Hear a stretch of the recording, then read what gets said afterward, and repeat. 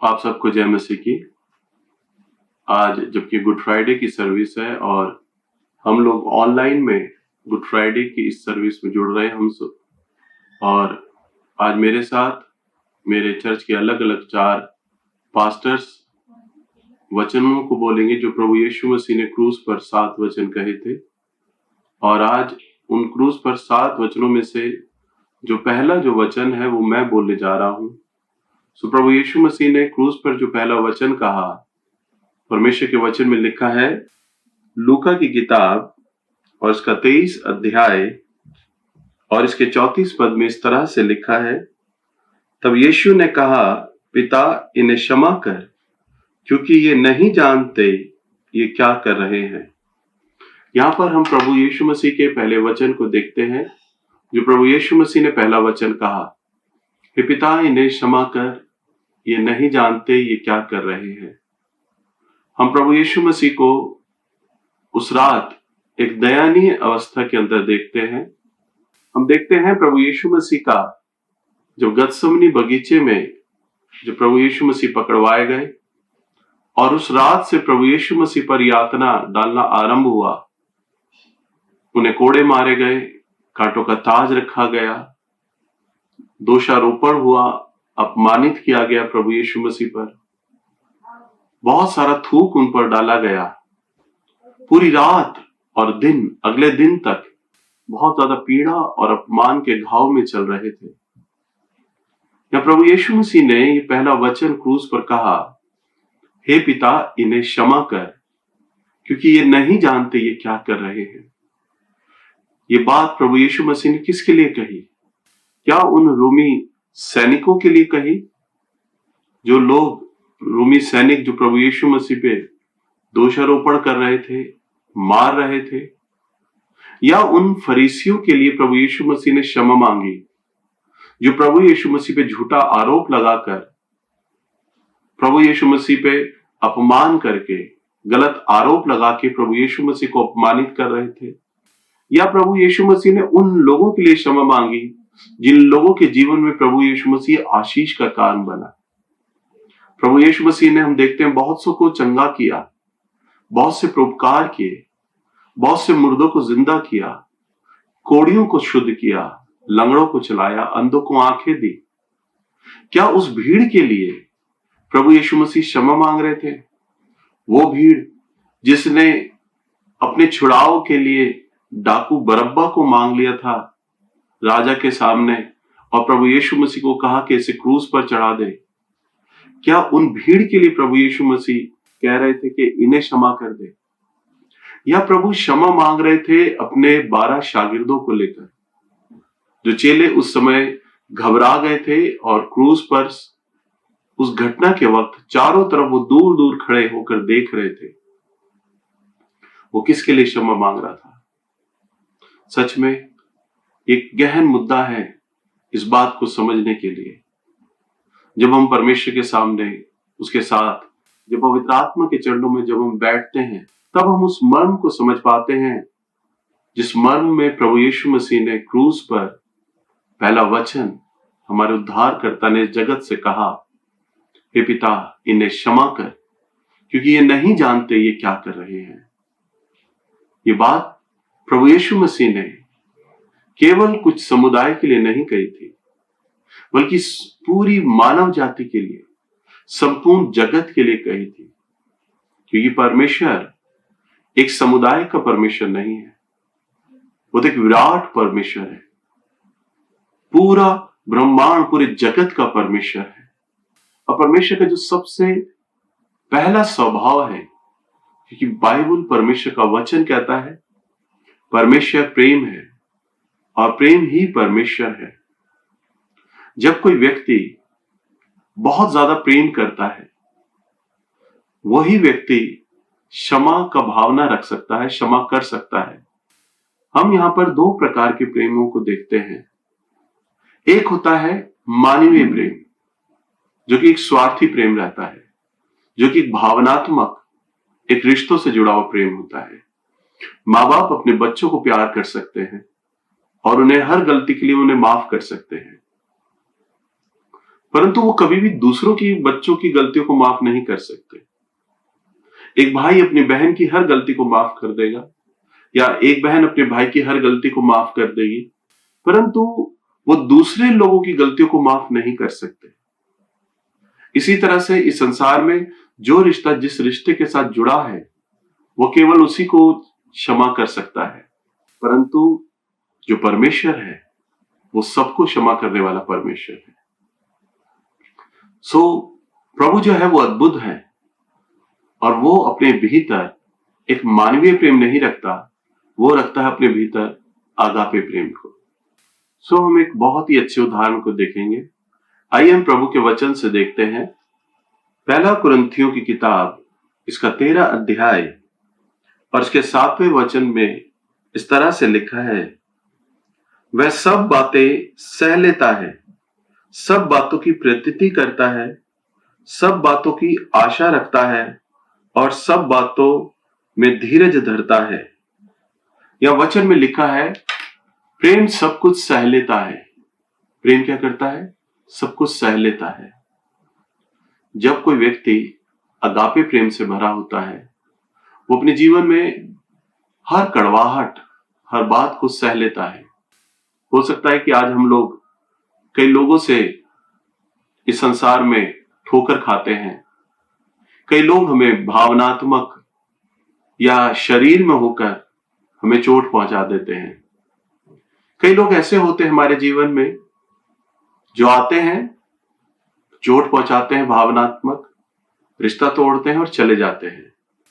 पर कुछ ऐसे रिश्ते होते हैं, कुछ ऐसे लोग होते हैं जो हमें लगातार चोट पहुंचाते हैं और हमें उनके साथ रहना पड़ता है। वो हमारे साथ रहते हैं, वो हमारी नजरों के सामने रहते हैं। तब उस समय हमारे जीवन में सबसे बड़ी परीक्षा का एक समय होता है। हम अपने जीवन में परमेश्वर से हर प्रकार की आशाएं रखते हैं। हम चाहते हैं परमेश्वर हमें आशीष दे, हमें पदोन्नति दे, हमारा सम्मान बढ़ाए, मुझे धन में आशीषित करे। कई प्रभु के दास लोग चाहते हैं कि परमेश्वर मुझे मेरे अभिषेक में ज्यादा इस्तेमाल करे, मुझे गाढ़ा अभिषेक दे, मुझे नए आशीष दे, मुझे नए वरदान दे, मेरी बुलाहट को बढ़ाए, मेरी सेवकाई को बढ़ाए, मेरी सेवकाई को आशीषित करे। ये याद कर लीजिए, परमेश्वर का जो तरीका है हमें बढ़ाने का, आशीष देने का, पहला स्तर हम परीक्षा में आते हैं। जब पहले स्तर की हम परीक्षा को पास करते हैं तब हम दूसरे स्तर पर जाते हैं। अर्थात जब हम पहली परीक्षा को पार कर लेते हैं तब हम दूसरे स्तर पर, यानी दूसरी आशीषों की तरफ हम आगे बढ़ते हैं। परमेश्वर, याद कर लीजिए, परमेश्वर का स्वभाव ऐसा है कि वो कभी भी बुरी बातों से हमारी परीक्षा नहीं करता, वो हमेशा भली बातों से हमारी परीक्षा करता है।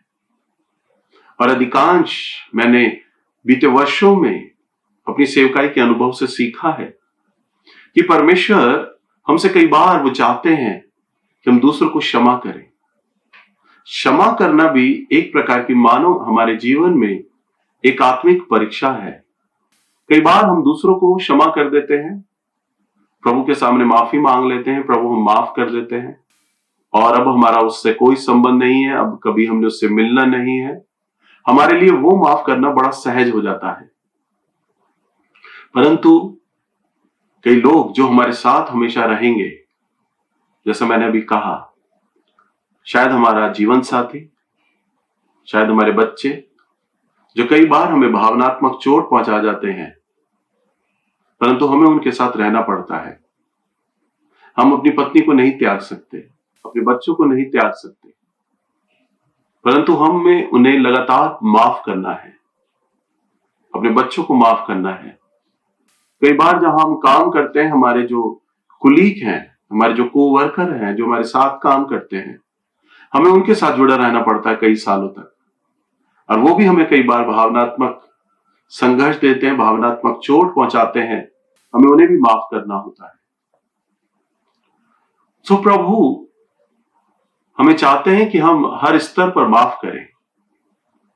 और पतरस के सामने भी एक ऐसा ही सवाल था। पतरस ने भी प्रभु यीशु मसीह के सामने यूं ही सवाल रखा, प्रभु मैं अपने भाई को कितनी बार माफ करूं? क्या 7 बार?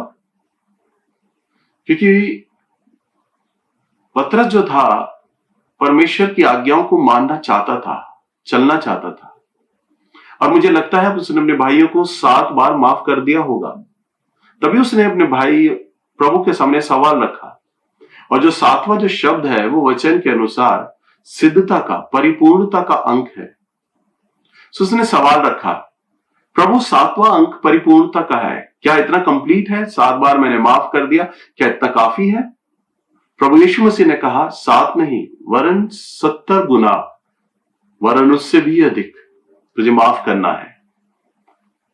7 से 70 गुना माफ करने वाला वह हृदय केवल वो व्यक्ति रख सकता है जो अगापे प्रेम से भरा हुआ हो, जो परमेश्वर के प्रेम से भरा हो। अभी हमने वचन में देखा, वचन में लिखा है, प्रेम सब कुछ सह लेता है, हर बात की आशा करता है, प्रेम धीरजवंत है, प्रेम शिकायत नहीं करता। जो परमेश्वर के प्रेम से भरा होता है वो सब कुछ सह लेता है।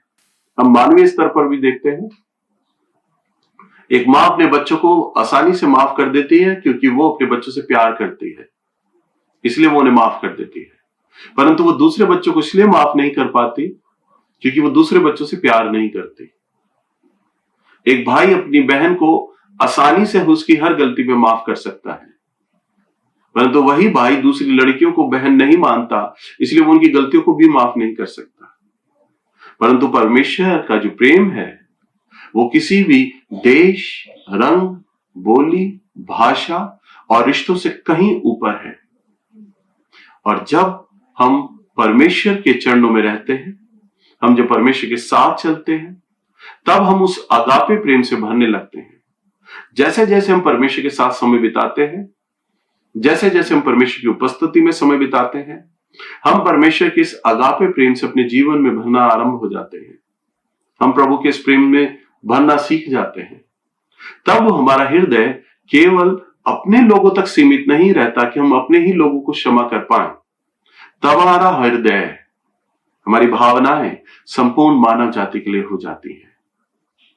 तभी तो प्रभु ने आज्ञा दी थी, सबसे बड़ी आज्ञा, तू अपने प्रभु परमेश्वर से संपूर्ण शक्ति, संपूर्ण सामर्थ, संपूर्ण बुद्धि से तू प्रेम करना। और इसी के समान दूसरी आज्ञा यह है, तू अपने पड़ोसी को अपने समान प्रेम करना। अपने पड़ोसी को अपने समान प्रेम करना केवल वो व्यक्ति कर सकता है जो आगापे प्रेम से भरा हो, जिसके हृदय में पूरी मानव जाति के लिए प्रेम हो। वही व्यक्ति सच्चा क्षमा कर सकता है। तो आइए हम एक और उदाहरण को देखते हैं परमेश्वर के वचन में। हम निकालेंगे परमेश्वर के वचन से नीति वचन की किताब, इसका 4 अध्याय और इसके 23 पद में इस तरह से लिखा है, सबसे अधिक अपने मन की रक्षा कर, क्योंकि जीवन का मूल स्रोत वही है। प्रभु के वचन में लिखा है, सबसे अधिक अपने मन की रक्षा कर, क्योंकि जीवन का मूल स्रोत वही है। सबसे अधिक हमें किसकी रक्षा करनी है? अपने मन की रक्षा करनी है। अगर मन में हमारे शिकायतें हैं, कड़वाहट है, हम कभी भी परमेश्वर की उपस्थिति का आनंद नहीं ले सकते हैं। मैंने अपने जीवन में कई बार दूसरों को जब क्षमा नहीं किया, मेरे मन में जब कठोरता थी, मैंने अपने जीवन में पाया मैं कभी दूसरों को क्षमा नहीं कर पाता था। मैं कभी भी परमेश्वर की उपस्थिति में नहीं चल पाता था। सो मैंने परमेश्वर के अनुभव में ये सीखा, प्रभु की आत्मा से सीखा कि मैं क्षमा करके दूसरों पे दया नहीं करता, वरन मैं अपने आप पर दया करता हूं। यदि मुझे परमेश्वर के साथ चलना है, यदि मुझे परमेश्वर की उपस्थिति में बहना है, तो मुझे अपने मन की रक्षा करनी है। इसका अर्थ है मुझे दूसरों को क्षमा करना है। दूसरों को क्षमा करके मैं अपने आप पर दया करता हूं, तभी मैं परमेश्वर के साथ अपना संबंध बेहतर कर सकता हूं।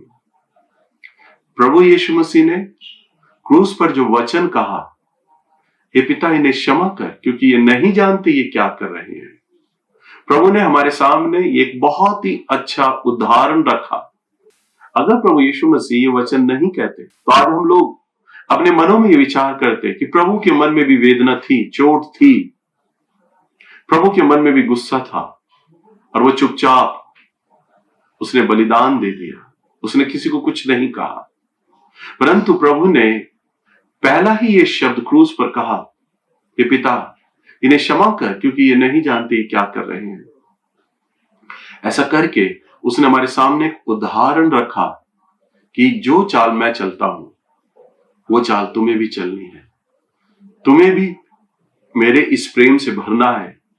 मेरे अनुयायियों को जो क्रूस उठाकर मेरे पीछे चलेंगे, उन्हें भी मेरे प्रेम, मेरे अगापे प्रेम से भरना है, जो दूसरों को क्षमा करने वाले बन सके। परमेश्वर अपने इस वचन के अनुसार हम लोगों को आशीषित करे।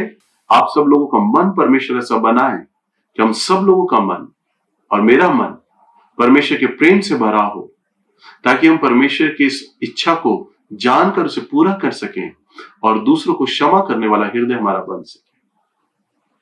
मसीह यीशु के नाम में आमीन। प्रभु में प्रिय मेरे लोगों, अब हम उस दूसरे कलमे की ओर चलेंगे जो प्रभु यीशु मसीह ने क्रूस पे कहे। उन 7 कलमों में से दूसरा कलमा जो हम देखेंगे लूका की पुस्तक उसका 23 अध्याय और उसको 39 पद में, उसमें लिखा है, जो कुकर्मी वहां लटकाए गए थे उनमें से एक ने उसकी निंदा करके कहा, क्या तू मसीह नहीं? तो फिर अपने आप को और हमें बचा। इस पर दूसरे ने उसे डांट कर कहा, क्या तू परमेश्वर से नहीं डरता? तू भी तो वही दंड पा रहा है और हमको न्याय अनुसार दंड मिला है, क्योंकि हम अपने कामों का ठीक फल पा रहे हैं, पर इसने कोई अनुचित काम नहीं किया। तब उसने कहा, हे यीशु, जब तू अपने राज्य में आए तो मेरी सुधि लेना। उसने उनसे कहा, मैं तुझसे सच कहता हूं, आज ही तू मेरे साथ स्वर्ग लोक में होगा। मेरे प्रिय भाइयों बहनों, यहां पर हम 2 डाकुओं को देख रहे हैं जो प्रभु यीशु मसीह के साथ क्रूस पर मारे जा रहे हैं। एक प्रभु के बाएं ओर, एक प्रभु के दाएं ओर है। ये 2 डाकू 2 मानसिकता को दिखाते हैं, 2 इंसानी सोच को दिखाते हैं। एक प्रभु का मजाक उड़ा रहा है, उसके जीवन का, जो कुछ उसने जीवन भर किया, उसकी मृत्यु का मजाक उड़ा रहा है, उसे थट्टों में ले रहा है। और एक डाकू प्रभु को गंभीरता में ले रहा है। इन 2 डाकुओं ने निश्चित रूप से प्रभु के कामों के बारे में सुना होगा, क्योंकि वचन में लिखा है, प्रभु की ख्याति, प्रभु की कीर्ति तो समस्त इजराइल में फैल गई थी। इन्होंने सुना होगा कैसे प्रभु लोगों को जीवन दे रहे हैं, उनके जीवन को बदल रहे हैं। जिनके पास आशा नहीं थी उनको आशा दे रहे हैं, जिनका शरीर खराब था उनको शरीर को ठीक कर रहे हैं, दुष्ट आत्माओं से जो जकड़े हुए थे, उनके जीवन बर्बाद हो रहा था, उन्हें प्रभु जीवन दे रहे हैं और परमेश्वर उनको नई जिंदगी दे रहे हैं। उन्होंने जरूर सुना होगा। मेरे प्रियो, अगर आप प्रभु की सेवकाई को देखें तो उन्होंने लगभग 3.5 साल सेवकाई करी, लगभग 1200 दिन थे वो। और प्रभु ने इतने काम किए, वचन में लिखा है, यूहन्ना की पुस्तक बताती है, उसके आखिर में लिखा है, उसने इतने काम किए, अगर पुस्तकें लिखी जाती तो इतनी पुस्तकें बनती कि संसार में नहीं समाती। लेकिन लिखा गया है बहुत थोड़े लोगों के बारे में। प्रभु के वचन में कुछ खास लोगों के बारे में लिखा गया है। लिखा गया है उस सामरी स्त्री के बारे में जो कुएं के पास प्रभु यीशु मसीह को मिली, जो 5 पति कर चुकी थी और जिसके साथ वो रह रही थी वो भी उसका पति नहीं था। प्रभु उसका कुएं के पास खड़ा हुआ इंतजार कर रहा है। लिखा गया है उस जकई के बारे में जो चुंगी लेने वाला था, लोगों से नाजायज और फालतू पैसे लेता था, लोग उसे बद्दुआएं देते होंगे, और प्रभु उसके घर खाने को जा रहा है।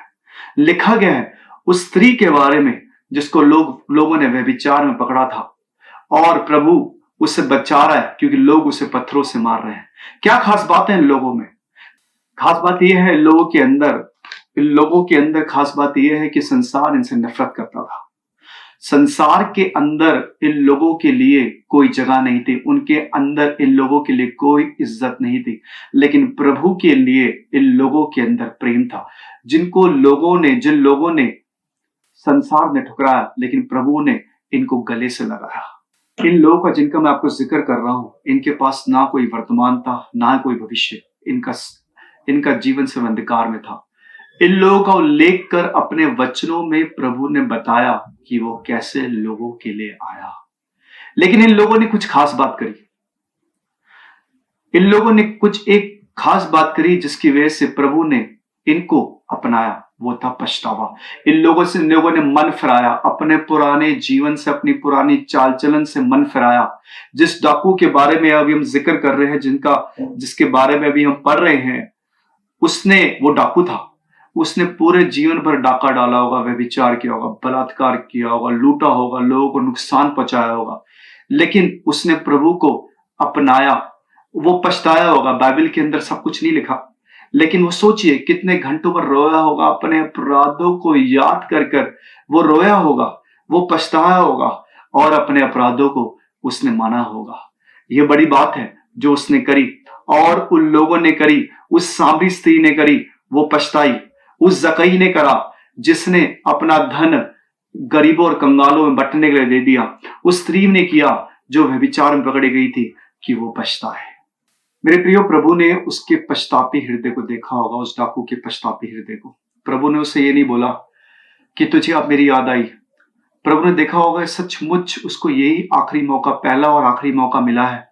उस पहले ही आखिरी मौके को वो कीमती जान रहा है और प्रभु को अपना रहा है। उसके साथी को भी ये मौका मिला है, लेकिन वो इस मौके को ना अपनाकर अपने ही पाप के अंदर खुश है। परमेश्वर हमारे पछतापी हृदय की इज्जत करता है, उसे समझता है और उसे अपनाता है। परमेश्वर हमसे प्रेम करता है।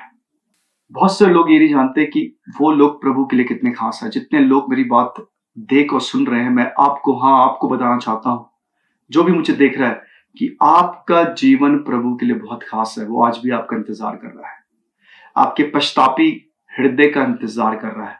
आपको वो अपने राज्य में स्वीकार करना चाहता है, आपके पछतापी हृदय को देखकर। परमेश्वर जैसे हम हैं वैसे ही हमें स्वीकार करता है। क्रूस के ऊपर प्रभु यीशु मसीह ने इतनी दर्दनाक मौत सही।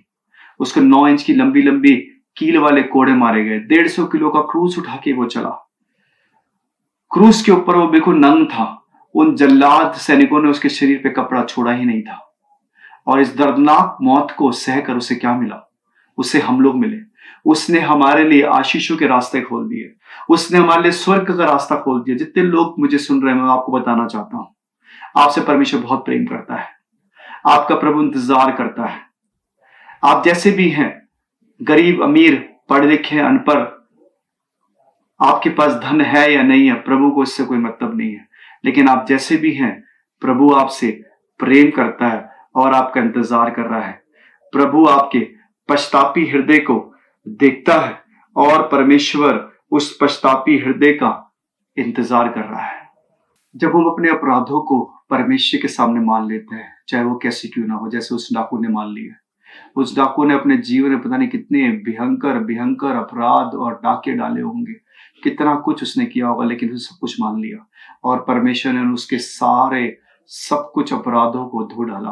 प्रभु यीशु मसीह का क्रूस पे बहाया हुआ जीवन, यानी क्रूस पे बहाया हुआ उसका लहू, क्योंकि लहू में जीवन है, हमारे सारे अपराधों को धोने के लिए पर्याप्त है। जब हम प्रभु के सामने पछताते हैं, अपने अपराधों को मान लेते हैं, तो प्रभु का लहू हमारे पुराने जीवन को धोकर हमें साफ कर देता है, हमें नया बना देता है। हमारे लिए स्वर्ग और स्वर्ग की आशीषों के रास्ते खुल जाते हैं। परमेश्वर हमें अपनी संतान बना लेता है। परमेश्वर आपसे बहुत प्रेम करता है। हमारे हालात सिर्फ परमेश्वर ही सुधार सकता है और हमारे हालात, हमारी दिक्कतें तब हल होंगी जब स्वर्ग हमारे लिए खुल जाएगा और स्वर्ग का परमेश्वर हमारे हालातों को ठीक करना शुरू करेगा। प्रभु का वचन बोलता है, यशायाह की पुस्तक उसका 1 अध्याय में, यशायाह 1 और 18 में ऐसा लिखा है, यहोवा यूं कहता है, यानी प्रभु यूं कहता है, आओ हम आपस में वाद विवाद करें। तुम्हारे पाप चाहे लाल रंग के क्यों ना हो, तो भी वे हिम के समान उजाले हो जाएंगे। चाहे अंगरवनी रंग के हों, तो भी ऊन के समान सफेद हो जाएंगे। जब एक पापी मन फिराता है, तो प्रभु का वचन बताता है कि स्वर्ग में आनंद बनाया जाता है। परमेश्वर अपने दूतों के साथ आनंद बनाता है। सोचिए, परमेश्वर आपका कैसा ग्रैंड वेलकम करेगा, कैसा ग्रैंड वेलकम करता है जब आप अपने पापों से मन फिराते हैं। अंत में मैं आपको यह बोलना चाहूंगा, जितने भी लोग मेरी बात सुन रहे हैं, ये समय पूरे विश्व के लिए बड़े संकट का समय है। आपको पता है, एक छोटे से वायरस ने पूरी दुनिया को रोक के रख दी है। पूरे विश्व, लगभग सारे देशों में लॉकडाउन हो गया है। अगले पल का पता नहीं कि कौन जिंदा रहेगा और कौन मर जाएगा। जो विकसित और अति विकसित देश थे, वहां पर हजारों की संख्या में लोग मर रहे हैं। उनकी साइंस, मेडिकल साइंस फेल हो चुकी है। ये समय है हमें प्रभु को अपनाने का, जिन्होंने प्रभु यीशु मसीह को प्रभु जानकर नहीं अपनाया है, क्योंकि उसने अपना प्रेम आपके और मेरे लिए, आपके और मेरे परिवारों के लिए, जितने लोग सुन रहे हैं मैं उनको बोलना चाहूंगा, हाँ, आपके लिए, चाहे आपके अपराध क्यों ना हो, कैसे क्यों ना हो, आपके लिए उसने अपना प्रेम क्रूस के ऊपर बिल्कुल नग्न होकर अपना सारा खून बहाकर, उस बेइज्जती, उस अपमान को सहकर उसने अपना प्रेम आपके और मेरे लिए दिखाया। ये समय है प्रभु के सामने आंसू बहाने का और अपने अपराधों को मान लेने का और प्रभु से लिपट जाने का। जितने मसीह भाई बहन मेरी बात सुन रहे हैं, अगर उनका जीवन प्रभु से दूर हो गया है, मैं उनको भी बोलना चाहूंगा और खासकर उनको बोलना चाहूंगा, जहां भी आप हैं रुक जाइए। जो भी अपराध आप कर रहे हैं रोक दीजिए और आप प्रभु को फिर से अपने जीवन को दीजिए।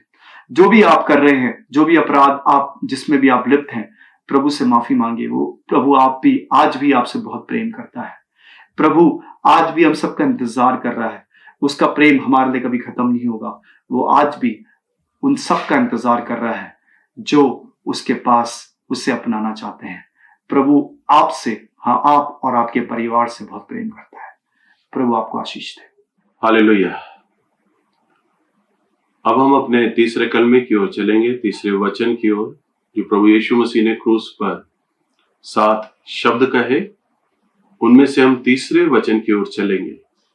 तीसरे वचन में हम देखते हैं, निकाले हम परमेश्वर के वचन से यूहन्ना की किताब, इसका 19 अध्याय, इसके 26 पद से हम लोग देखते हैं।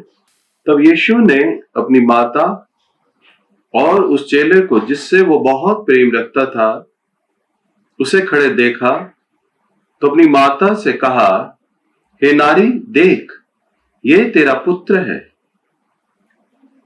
तब उसने अपने चेले से कहा, देख, ये तेरी माता है। और उसी समय से वह चेला उसे अपने घर ले गया।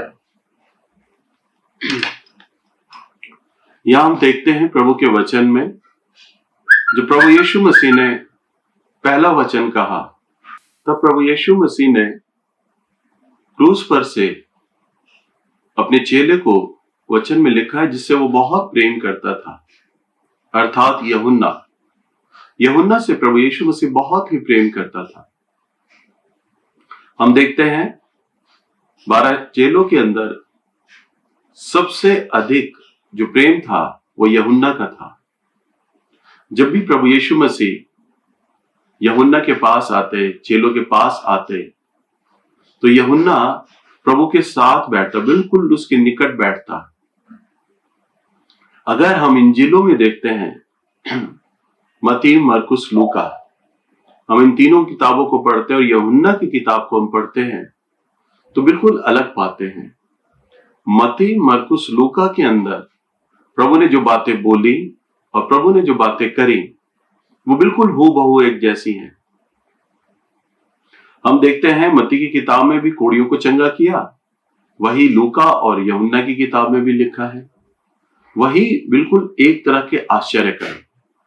परंतु यूहन्ना की किताब एक ऐसी किताब है जिसमें प्रभु यीशु मसीह के विचार हैं।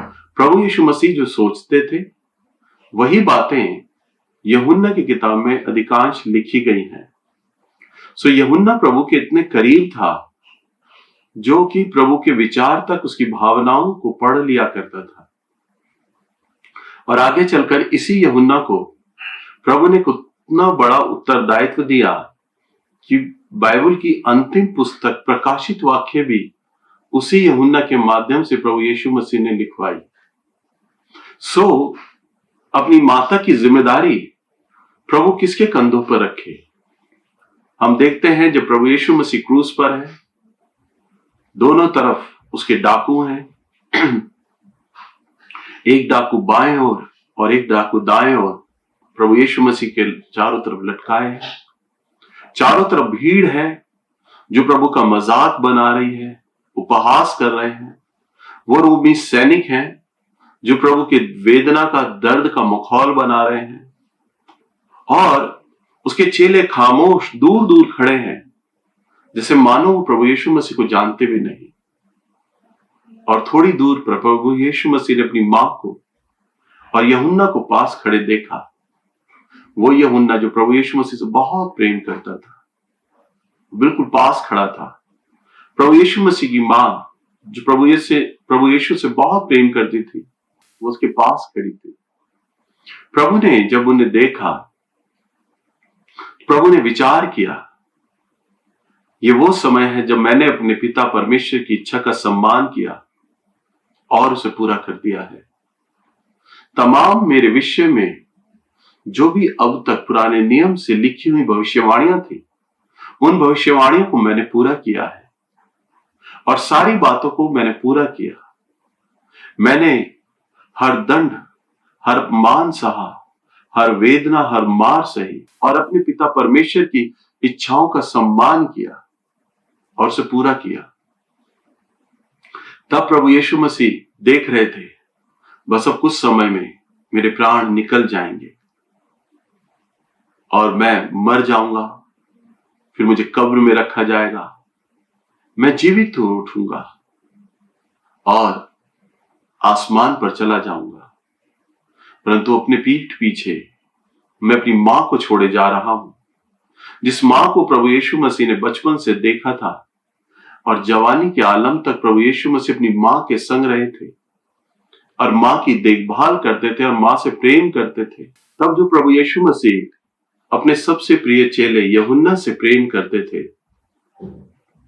तब प्रभु ने वो जिम्मेदारी, अपनी मां की जिम्मेदारी प्रभु यीशु मसीह ने यूहन्ना को देना ज्यादा बेहतर समझा।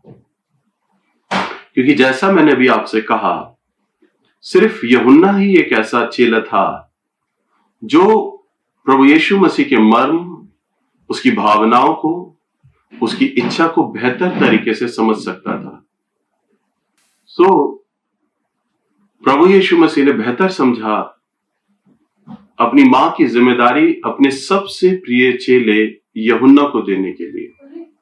जब प्रभु ने वो जिम्मेदारी अपनी मां की प्रभु यूहन्ना को दी, तो ऐसा कहकर, ऐसा दिखाकर प्रभु ने हमारे सामने एक बहुत बड़ा उदाहरण रखा है। आज वो लोग जो प्रभु यीशु मसीह के अनुयायी हैं, प्रभु की सेवा करते हैं और वो सेवा में इतने व्यस्त हो जाते हैं कि वो अपने परिवार की जिम्मेदारियों को छोड़ देते हैं, उन्हें नजरअंदाज कर देते हैं। उन्हें हमेशा सबसे बड़ी प्रभु की सेवा दिखाई देती है। वो अपनी पत्नी को, अपने जीवन साथी को ज्यादा समय नहीं देते, वो अपने बच्चों को, अपने परिवार को ज्यादा समय नहीं देते। इस कारण से मैंने अपने अनुभव से सीखा है बहुत से सेवकों के जीवन पर शैतान परिवार के द्वारा हमला करता है। मैंने अपने जीवन में अनुभव में सीखा है, हमें अपने जीवन में सबसे पहला स्थान अपने परमेश्वर को देना है। दूसरा स्थान हमने अपने परिवार की जिम्मेदारियों को देना है, परिवार को समझना है, रिश्तों को समझना है। और तीसरा स्थान हमने परमेश्वर की सेवकाई को देना है। यदि हमने पहले स्थान पर प्रभु को तो रखा है और यदि दूसरे स्थान पर हमने परमेश्वर की सेवा को स्थान दे दिया और तीसरे स्थान पर अगर हमने परमेश्वर की सेवकाई को स्थान दिया, तो शैतान हमारे साथ सबसे बड़ी चाल चलता है। क्योंकि उधर हमारा परिवार खराब रहेगा, परिवार डिस्टर्ब रहेगा, हमारे अपने निजी रिश्ते खराब हो जाएंगे और जब हमारा मन ठीक नहीं होगा तो उस चलते शैतान हमारे जीवन में इतना अंधकार ला देगा कि हम परमेश्वर को भी त्याग देंगे और परमेश्वर की सेवा को भी त्याग देंगे। इसलिए सबसे बेहतर जो तरीका है वो ये है, हम अपने जीवन में सबसे पहला स्थान अपने परमेश्वर को दें, दूसरा स्थान हम अपने परिवार को दें और तीसरा स्थान हम अपनी सेवकाई को दें। जब इस प्रकार से हम करते हैं, तब हम एक बेहतर अगुवा, एक बेहतर परमेश्वर के दास बन पाते हैं, हम एक बेहतर जीवन साथी बन पाते हैं, हम एक बेहतर माता पिता बन पाते हैं। प्रभु यीशु मसीह ने हमारे सामने एक मॉडल रखा, एक उदाहरण रखा कि मैं अपने पिता परमेश्वर की इच्छा को इस समय क्रूस पर पूरा कर रहा हूं, परंतु मैं नजरअंदाज नहीं कर रहा अपने संसार की जिम्मेदारियों से भी। सो प्रभु ने संसार की जिम्मेदारी को भी पूरा किया और अपनी माता मरियम को जब प्रभु ने देखा कि अब मेरे पिता, शारीरिक पिता यूहन्ना अब नहीं है, वो प्रभु में सो गए हैं, अब मेरी मां केवल अकेली रह गई है, तो सो मैंने वो जिम्मेदारी अब अपने सबसे प्रिय शिष्य यूहन्ना को देनी है, जो मेरे मन अनुसार है, जो मेरे मन की बातों को समझता है। और केवल यूहन्ना ही एक ऐसा व्यक्ति है जो मेरी तरह मेरी मां की देखभाल कर सकता है। यूहन्ना ही एक ऐसा मेरा चेला है जो मेरी तरह मेरी मां से मुझसे प्रेम कर सकता है।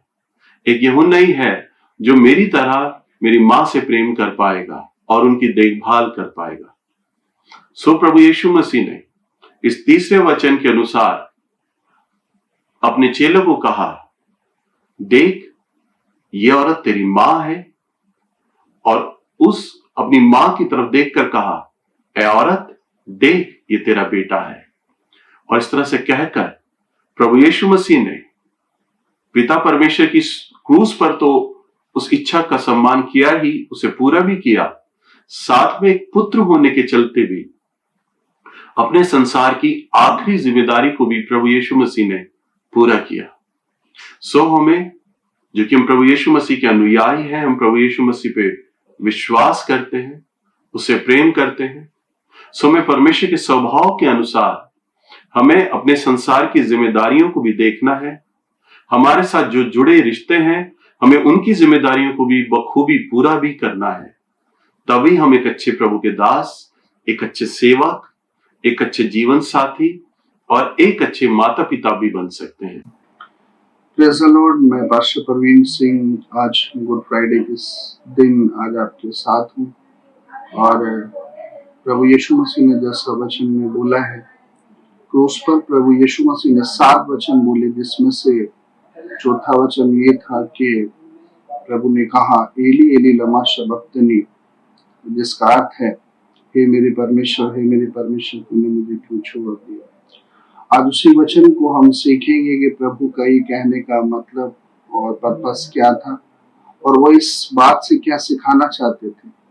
तो आइए हम लोग वचन में चलेंगे और वचन से सीखेंगे। हम निकालेंगे मत्ती की किताब और उसका 27वां अध्याय और उसकी 46वीं आयत में लिखा हुआ है, तीसरे पहर के निकट यीशु ने बड़े शब्द से पुकार कर कहा, एली एली लमा शबक्तनी, अर्थात हे मेरे परमेश्वर, हे मेरे परमेश्वर, तूने मुझे क्यों छोड़ दिया। इस अर्थ का मतलब था कि प्रभु उस समय अपने आप को बिल्कुल असहाय और अकेले फील कर रहे थे, क्योंकि प्रभु ने कभी ऐसा सोचा नहीं था कि प्रभु कभी क्रूस पर अपने आप को महसूस करेंगे, या प्रभु क्रूस पर अपने आप को इस दर्दनाक अवस्था में देखेंगे। उन्होंने कभी नहीं सोचा था। और उस समय वो जो अपने आप को देख रहे एक दर्द में, पीड़ा में, और उनके शरीर का ब्लड का एक एक कतरा उनके शरीर से बह रहा है, और वो अपने आप को इस समय महसूस कर रहे हैं कि थोड़ी ही देर में मेरे प्राण भी निकलने वाले हैं। और जिन लोगों की प्रभु ने सहायता की, अंधों को आंखें दी, लगड़ों को चलना सिखाया, गूंगों को बोलना सिखाया, बहरों को सुनना सिखाया, आज वो लोग भी कहीं ना कहीं प्रभु के विरोध में थे। और प्रभु यीशु मसीह इस समय अपने आप को बिल्कुल और बिल्कुल अकेला महसूस कर रहे थे, और वो ये देख रहे थे कि आज मेरे साथ कोई भी नहीं है। और तो और प्रभु यीशु मसीह के जो पिता है, जिसे परमेश्वर की उपमा दी गई है, जिसे पिता की उपमा दी गई है, प्रभु यीशु मसीह कह रहे हैं क्रूस पर कि हे पिता, हे मेरे परमेश्वर, हे मेरे परमेश्वर, तूने मुझे क्यों छोड़ दिया। यानी कि आज वो अपने पिता से भी जो देख रहे हैं कि मैं कहीं ना कहीं पिता से सहायता पाऊंगा। पिता ने भी आज उन्हें लगा कि मुझसे मुंह मोड़ लिया है और मैं अकेला हूँ, असहाय हूँ। तो मसीह में मेरे प्रियो, परमेश्वर ने अपने पुत्र को जगत में इसलिए भेजा ताकि जो कोई उस पर विश्वास करे वह नाश न हो, परंतु अनंत जीवन पाए। आज की हुई कोशिश, प्रभु का बहाया हुआ लहू हमारे लिए व्यर्थ न ठहरे। इसलिए हमें प्रभु यीशु मसीह पर विश्वास करना चाहिए, प्रभु के पद चिन्हों पर चलना चाहिए और प्रभु ने जैसे हमें आगे दी हैं, जो हमें सिखाया है, हमें उस अनुसार चलना चाहिए। प्रभु आज उन लोगों को ढूंढ रहे हैं जो प्रभु के साथ कभी चला करते थे। प्रभु आज उन अंधों को ढूंढ रहे हैं जिनको आंखें दी थी, वो लंगड़े जिनको प्रभु ने चलना सिखाया, वो गूंगे जिनको प्रभु ने बोलना सिखाया। आज कोई भी प्रभु यीशु मसीह के साथ नहीं है और केवल प्रभु यीशु मसीह अपने आप को अकेला फील कर रहे हैं, सिर्फ अकेला। और इसके लिए भजन संहिता में भी लिखा है, भजन संहिता की किताब के अंदर, और भजन संहिता की किताब उसका 22 अध्याय और उसकी पहली आयत में लिखा हुआ है, हे मेरे परमेश्वर, तूने मुझे क्यों छोड़ दिया? तू मेरी पुकार से और मेरी सहायता करने से क्यों दूर रहता है? हालेलुया। आज प्रभु चाहते हैं कोई प्रभु के साथ खड़ा हो, प्रभु के नजदीक खड़ा हो। प्रभु आज ढूंढ रहा है उन लोगों को जिनकी सहायता प्रभु यीशु मसीह ने की। आज प्रभु ढूंढ रहा है लाजर को, जिसको प्रभु ने जिंदा किया। आज प्रभु ढूंढ रहा है 12 बरस से लहू बहती औरत को। आज ढूंढ रहा है प्रभु अंधों को जिनको आंखें दी, उन लंगड़ों को जिनको प्रभु ने चलना सिखाया, गूंगे को जिसको प्रभु ने बोलना सिखाया। आज इनमें से कोई भी प्रभु यीशु मसीह के साथ खड़ा हुआ नहीं है। और परमेश्वर ने भी आज प्रभु यीशु मसीह को ऐसा जान पड़ता है जैसे छोड़ दिया हो। ये जो अगर हम देखें वचन से, तो हम देखते हैं प्रभु यीशु मसीह को तो इनाम मिलना चाहिए, क्योंकि प्रभु ने इतने बड़े बड़े काम किए और प्रभु इस जगत में आए और प्रभु को इस बात का रिगार्ड मिलना चाहिए। लेकिन अगर परमेश्वर ऐसा नहीं करते तो आज हम लोग उद्धार नहीं पाते। प्रभु यीशु मसीह पर ताड़ना इसलिए पड़ी ताकि हम लोग प्रभु यीशु मसीह की ताड़ना के द्वारा, उसकी मृत्यु को प्राप्त करने के द्वारा हम उद्धार पा सके। और इस बात के लिए वचन सिखाता है। आइए हम जानने के लिए पढ़ेंगे। हम पढ़ेंगे यशायाह की पुस्तक 53 अध्याय और उसकी 4 आयत में लिखा है, निश्चय उसने हमारे रोगों को सह लिया और हमारे ही दुखों को उठा लिया, तो भी हमने उसे परमेश्वर का मारा कूटा और दुर्दशा में पड़ा हुआ समझा, परंतु वह हमारे ही अपराधों के कारण घायल किया गया, वह हमारे अधर्म के कामों के कारण कुचला गया। हमारी ही शांति के लिए उस पर ताड़ना पड़ी कि उसके कोड़े खाने से हम लोग चंगे हो जाएं। हम तो सब के सब भेड़ों के समान भटक गए थे, हम में से हर एक ने अपना अपना मार्ग लिया और यहोवा ने हम सबों के अधर्म का बोझ उसी पर लाद दिया। यदि आज हम इस वचन से देखें कि सचमुच आज परमेश्वर ने यदि प्रभु यीशु मसीह पर ताड़ना ना डाली होती और ना ही प्रभु यीशु मसीह का कुछ लाभ होता, ना ही प्रभु को कोड़े मारे जाते, ना ही प्रभु को क्रूस पर चढ़ाया जाता, तो मनुष्य जाति का उद्धार निश्चित नहीं था। आज यदि मनुष्य जाति आज उद्धार पा रही है तो इसका मतलब है प्रभु यीशु मसीह के क्रूसीफाई होने के द्वारा आज मनुष्य जाति के लिए उद्धार का मार्ग खुल चुका है। और इसीलिए आज के दिन को गुड फ्राइडे कहा जाता है, क्योंकि आज के दिन प्रभु यीशु मसीह को क्रूस पर चढ़ाया गया। और प्रभु इस ताड़ना को जो अपने जीवन में महसूस कर रहे हैं, ये पिता की दी हुई है, क्योंकि ये पहले से ही निश्चित कर दिया गया था और पहले से ही ये सब तैयारी की गई थी कि आज के दिन जब प्रभु यीशु मसीह अपने आप को बलिदान करेंगे तो मसीह यीशु का के लिए मनुष्य जाति के लिए रास्ता खुल जाएगा और मनुष्य जाति के लिए उद्धार का मार्ग खुलेगा।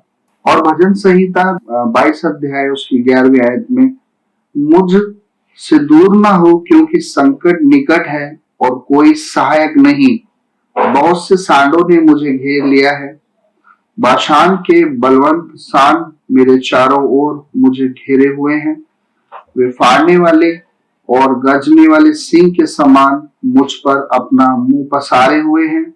मैं जल के समान बह गया और मेरी सब हड्डियों के जोड़ उखड़ गए, मेरा हृदय मोम हो गया, वह मेरी देह के भीतर पिघल गया, मेरा बल टूट गया, मैं ठिकरा हो गया और मेरी जीभ मेरे तालू से चिपक गई और तू मुझे मारकर मिट्टी में मिला देता है, क्योंकि कुत्तों ने मुझे घेर लिया है, कुकर्मियों की मंडली मेरे चारों ओर मुझे घेरे हुए है, वे मेरे हाथ और मेरे पैर छेदते हैं, मैं अपनी सब हड्डियां गिन सकता हूँ, वे मुझे देखते और निहारते हैं, वे मेरे वस्त्र आपस में बांटते हैं और मेरे पहरावे पर चिट्ठी डालते हैं।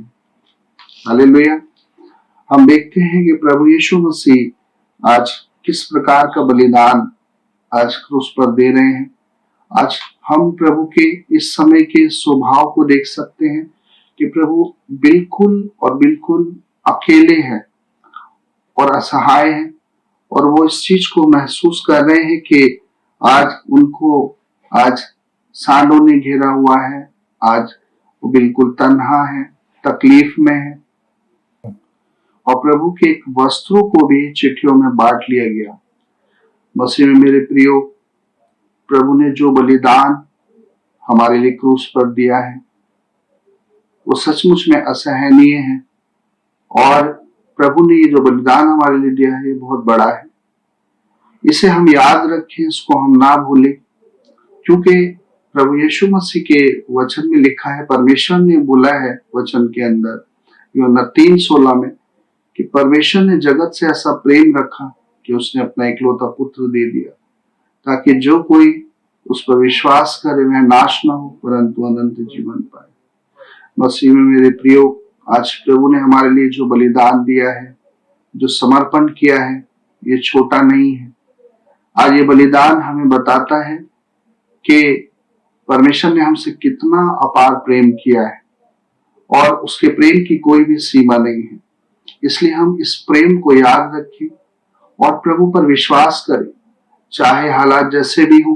कभी भी हमारे विचारों में, हमारे मन में कभी ये बात नहीं आनी चाहिए कि परमेश्वर ने हमें छोड़ दिया है।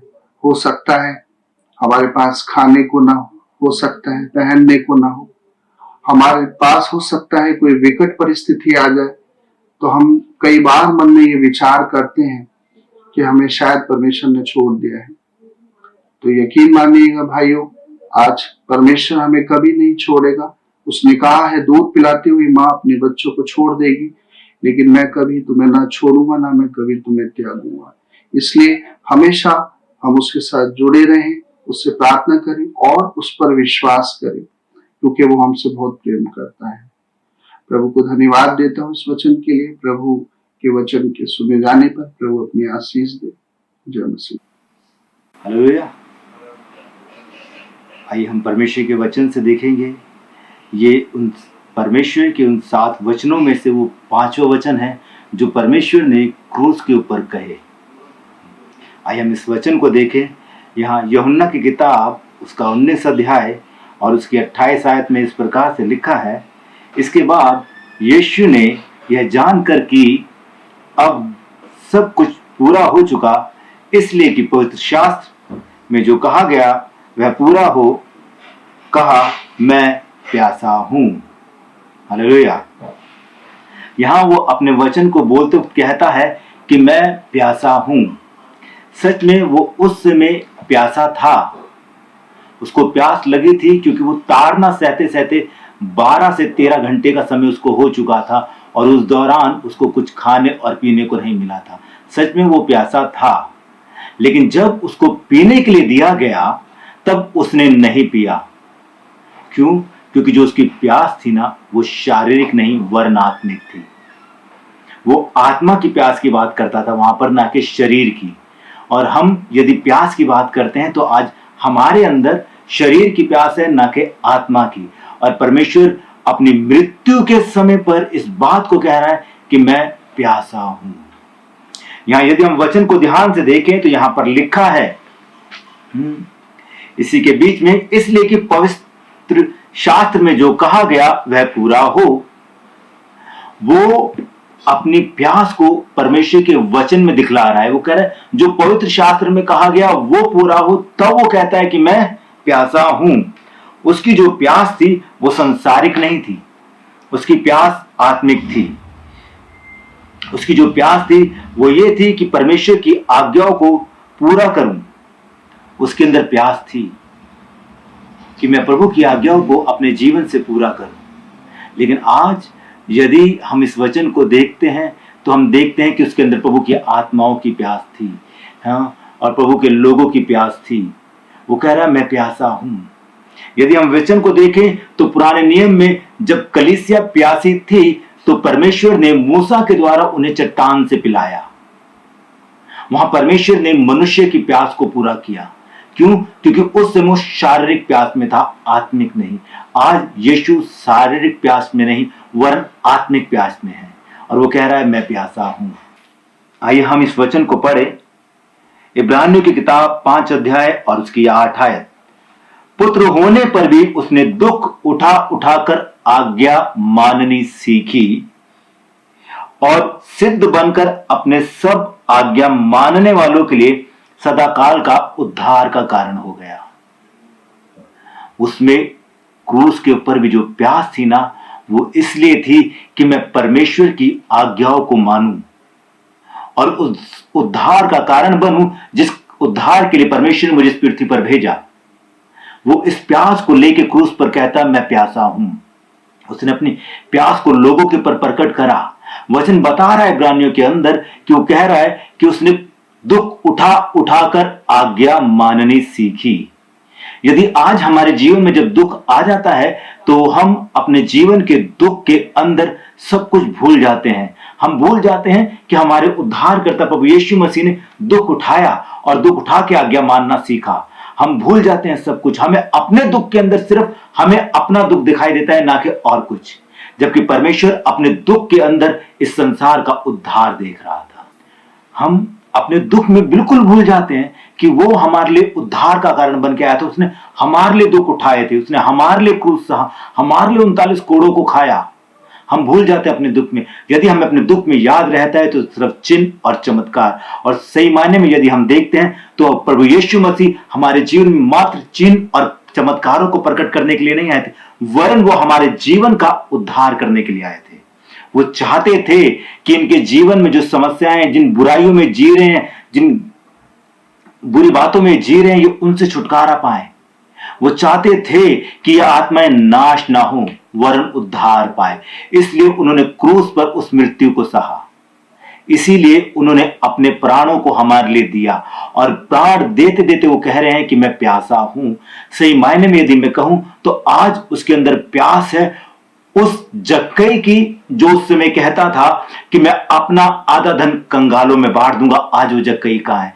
आज उसमें प्यास उस सामरी स्त्री की जो विश्वास करती थी कि अगर मैंने उसके वस्त्र के चोर को छू लिया तो मैं चंगी हो जाऊंगी। आज वो सामरी स्त्री कहां है? आज वो 5000 लोग कहां हैं जिन्हों को उसने 5 रोटी 2 मछली के द्वारा भोजन कराया और वो तृप्त हुए। और वचन बताता है कि अगले दिन वो उसे ढूंढते हुए नाव पे चढ़ के उसके पास तक पहुंचे। लेकिन आज इस दुख की घड़ी में जब वो क्रूस पर हमारे उद्धार के लिए अपने प्राणों को दे रहा था, तब वो सब कहां थे? वो उनके लिए अपने अंदर प्यास रखता है। वो साफ कह रहा है मैं प्यासा हूं। आज वो प्यासा इसलिए नहीं है कि उसको प्यास है, आज वो प्यासा है उन आत्माओं का जिनका मैंने उद्धार करा, जिन मैंने चिन्ह और चमत्कार किए, जिनके ऊपर मैंने अपने आप को प्रकट किया, जिनके मैंने पैर धोए, जिनके घरों में मैं जाके रहा, जहां लोगों के कष्टों से मैंने उन्हें बचाया। आज वो सब कहां है? आज उसकी नजरें, उसके जीवन की प्यास उनको ढूंढ रही है। आज सच में हम अपने जीवन में यीशु से बहुत कुछ चाहते हैं, और जब वो हमको दे देता है ना, तो उस दुख की घड़ी में हम उसे भूल जाते हैं। जब वो हमें स्मरण करता है, जब वो हमें याद करता है। आज मनुष्य का जो स्वभाव है वो मात्र अपने प्रति है, वो अपने लिए सोचता है। यदि आज मैं कहूं कि इस बड़ी विपत्ति के समय भी मनुष्य जाति सिर्फ अपने लिए सोच रही है, ना कि और किसी के विषय में। प्रभु यीशु मसीह ने कहा कि जब मैं भूखा था क्या तूने मुझे खिलाया? जब मैं प्यासा था क्या तब तूने मुझे पिलाया? आज वो घड़ी है, वो समय है कि भूखों को खिलाया जाए, प्यासों को पिलाया जाए। क्यों? क्योंकि आज यीशु भूखा नहीं है, आज उसे भूख नहीं लगी, आज उसके लोग भूखे हैं, उसके लोग प्यासे हैं। वो कह रहा है साफ, हम उसके वचन को सुनते हैं, समझते उतना है जितना हमारे लिए जरूरी है, उससे ज्यादा नहीं। जबकि हमें चाहिए कि हम उसके वचन से 2 कदम आगे जाकर उसके लिए करें। क्या उसने हमारा उद्धार इसीलिए करा कि हम उसके ऊपर चिन्ह चमत्कारों के लिए विश्वास करें? क्या वो इस पृथ्वी पर इसीलिए आया कि हमारे दुखों को, कलेशों को हमारे जीवन से दूर करे? नहीं, वो इसलिए आया कि हम उद्धार पाए, और उसने अपना उद्धार हमको दिया। आज वो कह रहा है कि मैं प्यासा हूं। तो आज इस संसार में जब विपत्ति चल रही है ना, तो लोग अपने आप को देख रहे हैं, अपनी आवश्यकताओं को देख रहे हैं, अपनी जरूरतों को देख रहे हैं, ना कि यीशु को। आज जरूरत है हमें उसके वचन के अनुसार चलने की, आज उसकी भूख को मिटाने की, आज उसको पानी पिलाने की, ना कि अपनी जरूरतों के पीछे भागने की। मेरे भाइयों, मेरी बहनों, मैं आपसे यही कहना चाहूंगा कि इस विपत्ति के समय में वो कहता है कि मैं प्यासा हूं। एक वो घड़ी थी जब वो प्यासा था, जब वो क्रूस पर था। सोचने की बात है, बहुत ज्यादा सोचने की बात है कि वो क्रूस के ऊपर कह रहा है मैं प्यासा हूं। सोचिए जरा आप, जब कोई मनुष्य अपने प्राणों को दे रहा हो तो क्या वो अपनी प्यास और भूख की चिंता करेगा? उसके मन में सिर्फ 2 विचार आएंगे, या तो किसी तरह इस मृत्यु से मैं बच जाऊं, या मेरे प्राण फटाफट निकल जाएं। क्यों? क्योंकि दुख मेरे बर्दाश्त से बाहर है। यदि हम प्रभु के वचन को देखते हैं ना, तो उसने गतसमनी बाग में कहा, हे प्रभु, हो सके तो ये प्याला मेरे आगे से टल जाए, मेरी नहीं वरन तेरी इच्छा पूरी हो। हालेलुया। वो कह रहे ये प्याला मेरे आगे से टल जाए, अर्थात जो मैं पीने पर हूं वो पहले की बात करता है। हाँ, उसने हमारे लिए अपनी खुद को नहीं देखा, उसने हमारे लिए अपनी ताड़नाओं के विषय में नहीं सोचा, जबकि वो सब कुछ पहले से जानता था। मेरे भाइयों और बहनों, जब वो हमारे विषय में जानता था, जब नतनएल को कहता है कि जब तू अंजीर के पेड़ के तले खड़ा था तब मैंने अपना चित्त तुझ पर लगाया, तो क्या वो ये ना जानता था कि उसकी किस प्रकार की मृत्यु होगी? वो सब कुछ जानता था। तभी वो कहता ये प्याला मेरे आगे से टल जाए, लेकिन मेरी नहीं वरन तेरी इच्छा पूरी हो।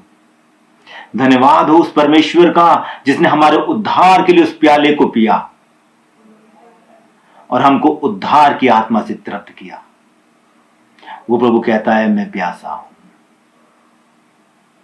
एक उस मृत्यु के प्याले को पीने के बाद वो कह रहा मैं प्यासा हूं।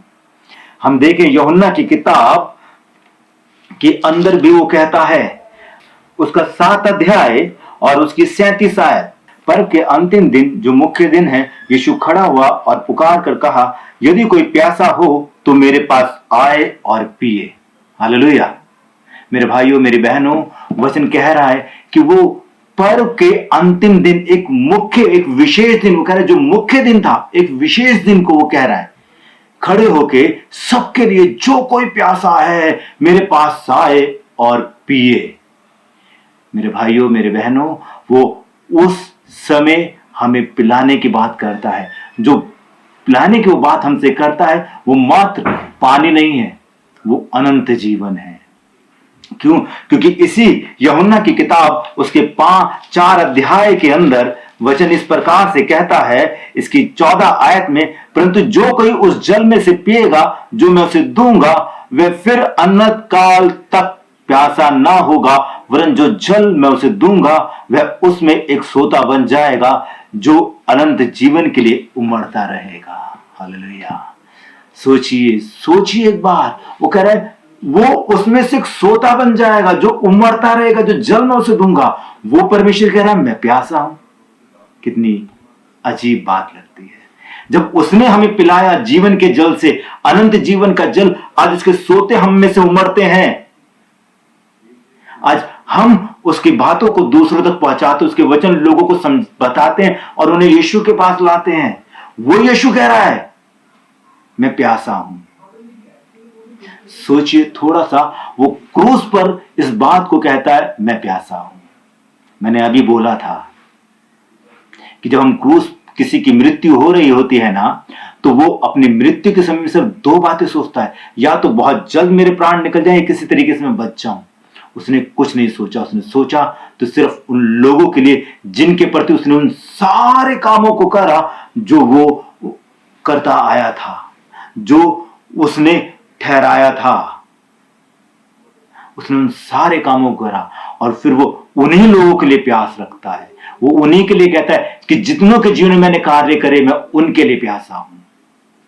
वो उनके प्रति अपनी प्यास को प्रकट करता है, ना कि दूसरों के प्रति।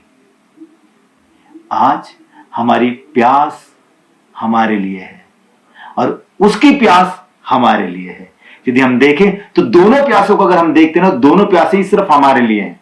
हमारे अंदर यीशु के लिए प्यास नहीं है, जबकि वो कह रहा है मैं प्यासा हूं। अगर वो मेरे लिए प्यासा है तो मुझ में भी उसके लिए प्यास होनी चाहिए।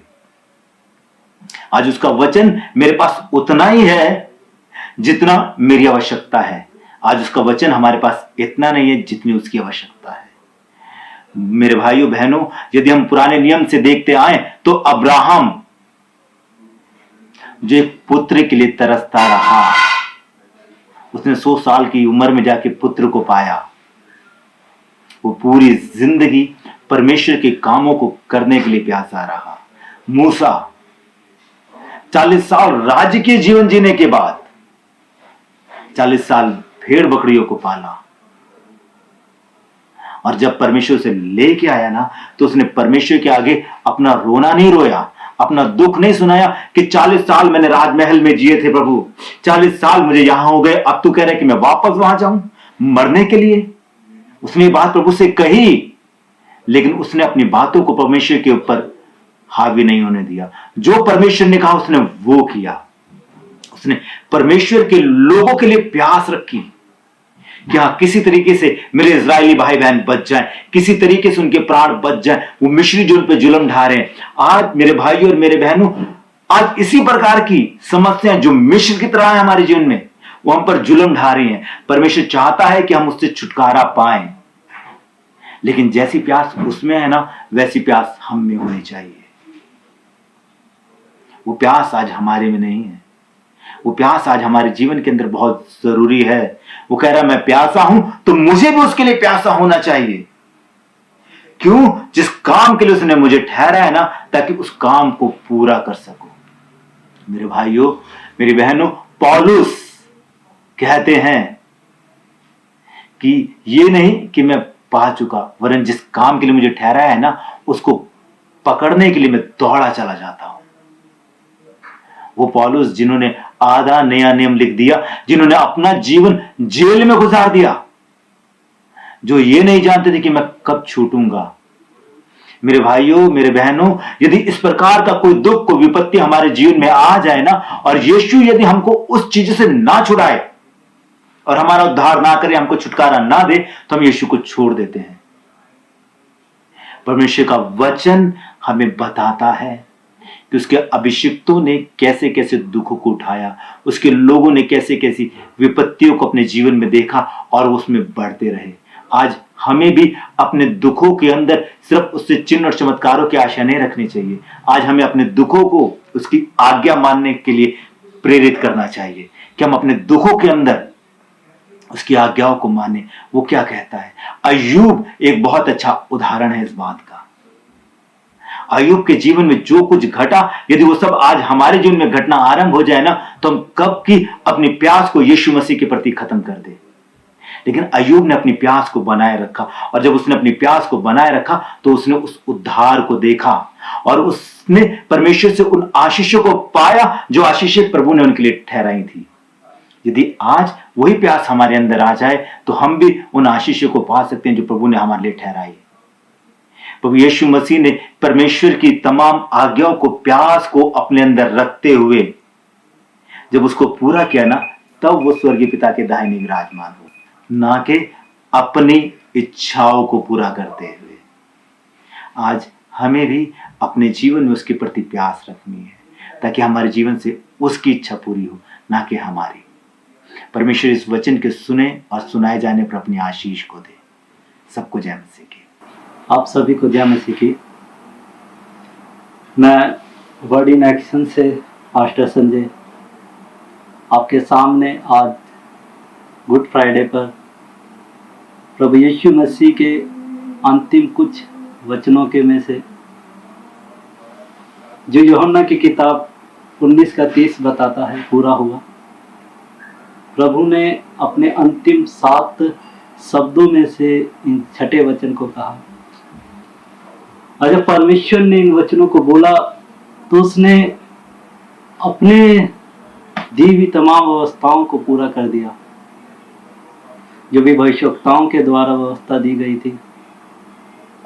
परमेश्वर के लोगों के द्वारा जो यीशु मसीह के लिए बोला गया था वो तमाम बातें प्रभु पूरे करते रहे। मैंने इस विषय पर बहुत ही वचनों को सुना है और एक बारी पवित्र आत्मा ने मुझे भी इस विषय पर बताया। मैं जब प्रभु के समक्ष बैठा हुआ था और प्रार्थना कर रहा था तब प्रभु ने इस वचनों के द्वारा मुझसे बोलना आरंभ किया। आप जबकि जानते हो कि हमारा प्रभु महायाजक है, इब्रानियों की किताब उसका 8 अध्याय बताता है कि वो सर्वश्रेष्ठ महायाजक है और जो महायाजक का कार्य जो होता था वो परमेश्वर की व्यवस्था को वचन के अनुसार बिल्कुल पूरा करना होता था। वह परमेश्वर के द्वारा दी गई व्यवस्था को जरा सी भी उसमें चूक नहीं कर सकता था। जैसा परमेश्वर बोलता था बिल्कुल उसे हूबहू वैसे ही व्यवस्था के कार्य को पूरा करना होता था, तभी वो कार्य जो याजक करता था परमेश्वर के आगे ग्रहण योग्य होता था। आप यदि पढ़ेंगे लय व्यवस्था उसका 10 का 16 तो वहां पर देखेंगे हारून के 2 पुत्र थे एलियाजक और इतमास। उनसे पाप की बलिदान करने में थोड़ी सी चूक हो गई जिससे कि परमेश्वर उनसे क्रोधित हो गया और परमेश्वर ने उसके उन बलिदान को ग्रहण नहीं किया। मैं बताना चाहता हूँ महायाजक का जो कार्य होता था वो होता था कि व्यवस्था के कार्य को बिल्कुल कर्मा अनुसार पूरा करे। यदि वो उसमें चूक कर देता था तो किसी भी प्रकार से उसका वो कार्य ग्रहण योग्य नहीं होता था। हमारा परमेश्वर जो महायाजक है और अनेकों पर अध्यायों में हम पढ़ते हैं कि हमारा प्रभु भी महायाजक है, तो उसने क्रूस पर चढ़कर हर एक कार्य को पूरा किया जो भविष्यवक्ताओं के द्वारा बोला गया, जो व्यवस्था के द्वारा ठहराया गया। एक बार जब मैं प्रभु के समक्ष बैठा हुआ था और प्रार्थना कर रहा था तो पवित्र आत्मा ने एक बात मुझ पर उजागर करी और मैं वो बात सीख गया कि वास्तव में हमारा परमेश्वर हर एक वचन को पूरा करने वाला परमेश्वर है। मैं जब प्रभु के समक्ष बैठा था, मैं जब परमेश्वर के समक्ष बैठा था तो पवित्र आत्मा ने मुझ पर उजागर किया कि जब यीशु मसीह क्रूस पर वेदना को सह रहा था, उसको अत्यंत ही दुख हो रहा था, उसके शरीर के हर एक हिस्से से लहू बह रहा था, उसकी दाढ़ी नोची जा चुकी थी, उसके हाथ पैरों में कीलों का असीम दर्द हो समाया हुआ था और उस दर्द को जब वो सह रहा था तब एक घटना घटी। मैं आपको बताऊं कि उसके प्राण जब वो कोड़े खा रहा था तब नहीं निकले, जब उसने कांटों का ताज पहना उसके प्राण तब नहीं निकले, उसके हाथ पैरों में जब कील ठोकी गई उसके प्राण तब भी नहीं निकले। उसके प्राण आप जानते हैं कब निकले? उसके प्राण तब निकले जब उसे मालूम हो गया कि अब पिता की ओर से मैं त्याग दिया गया हूं। मेरे विश्वासी भाई बहनों, मैं बताना चाहता हूं हमारे प्रभु को जब इस दुख का आभास हुआ कि अब मेरे पिता ने जिससे मैं अत्यंत प्रेम करता हूं और जो मुझसे अत्यंत प्रेम करता है, और जब उसके द्वारा मैं त्याग दिया गया तब प्रभु के प्राण निकले। उस समय बहुत ही उसके लिए दुखदायक था और मैं बताना चाहता हूं उस समय जब उस एक घटना को मैं आपको बताना चाहूँगा। जब यीशु मसीह दुख से बीत रहे थे तो उसके जो साथ में बाजू में जो डाकू चढ़ा हुआ था, उस डाकू ने उससे कहा, हे प्रभु, जब तू अपने राज्य में आए तो मेरी सुध ही लेना। यीशु ने तुरंत उसकी आवाज को सुनकर उसको उत्तर दिया और कहा, तू आज ही मेरे साथ स्वर्ग में होगा। पता है ये बात उसने क्यों कही? उसने अपने दुख को भूलकर ये बात क्यों बोली? क्योंकि वचन में यीशु मसीह के लिए लिखा है कि वो प्रार्थनाओं को सुनने वाला ईश्वर है। वो अपने लोगों को की दुहाई को सुनने वाला ईश्वर है। इसलिए उसने अपने दुख को भूलकर, अपने दर्द को त्याग कर उस व्यक्ति की बात को सुना और उसकी प्रार्थना का उसे उत्तर दिया। उसने सोचा कि कहीं शैतान मुझ पर ये दोष ना लगाए कि देख, तू अपने इस वचन को पूरा करने में चूक गया। तेरे लिए जो व्यवस्था कहती है कि देख, जब वो मसीह आएगा तो अपने लोगों की सुधि लेगा और जो उसके नाम की दुहाई देंगे वो उनको कभी ना त्यागेगा। उसने शैतान को मौका नहीं दिया। उसने तुरंत उसकी बात को सुनकर उसे उत्तर दिया कि आज ही तू मेरे साथ स्वर्ग में होगा। मेरे विश्वासी भाई बहनों, मैं बताना चाहता हूं, जिस प्रकार से प्रभु ने अपने हर एक वचन को पूरा किया, उसी प्रकार से आज वो अपने विश्वास करने वाले लोगों के ऊपर भी इसी प्रकार का विश्वास रखता है। इसी प्रकार से वो उन पर भरोसा रखता है कि मेरे ऊपर विश्वास करने वाला हर एक व्यक्ति मेरे वचन को पूरा करने वाला बने। क्योंकि आप वचन में पढ़ेंगे तो लिखा है, प्राण निकलने तक यदि तू विश्वास योग्य रहे। आपने हर एक उसके वचन में विश्वास योग्य बनना है। यदि आप उसके वचन में कहीं चूकते हैं तो उससे सहायता मांगे, उसके पवित्र आत्मा से सहायता मांगे कि प्रभु आप मुझे सहायता दो, आप मेरी सहायता करो, आप मुझे अपना आत्मा दो।